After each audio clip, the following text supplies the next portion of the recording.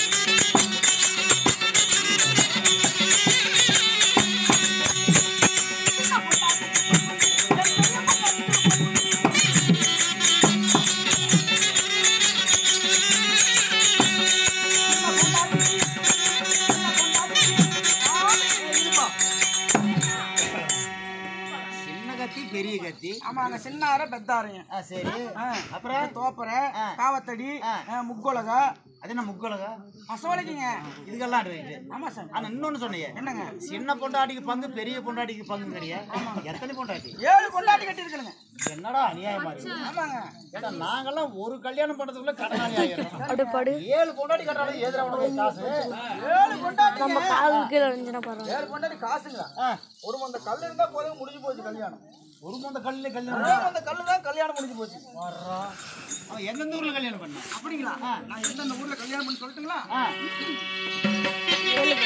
ஐயோ கால் இல்ல காலையில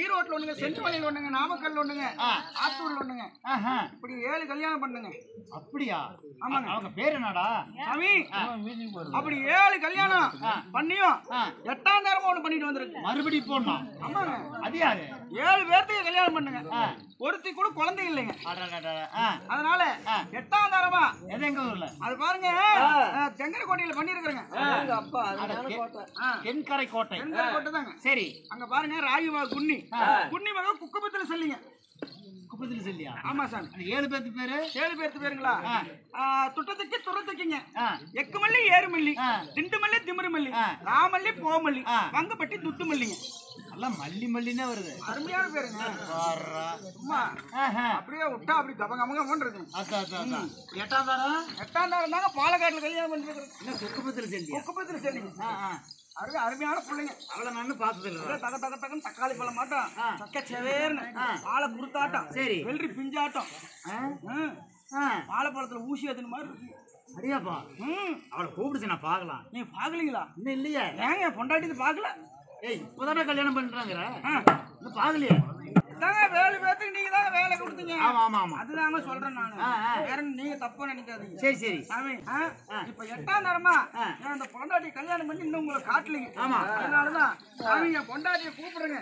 ஏன்னா இந்த 3 மாட்டோட தோலை பாருங்க ஊற கட்டணுங்க. சரி. அதுக்கு பாருங்க ஆவாரம் காட்டுக்கு போய் ஆவாரம் பட்ட பல்லுவல் நறுக்கின்ற ஆவாரம். சரி. அந்த ஆவாரம் பட்டி வெட்டிட்டு வந்தாதான் தோலை ஊற கட்ட முடியுங்க.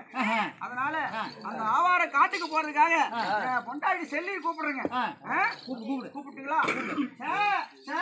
செல்லி முறையாங்கறா? முறையாவா?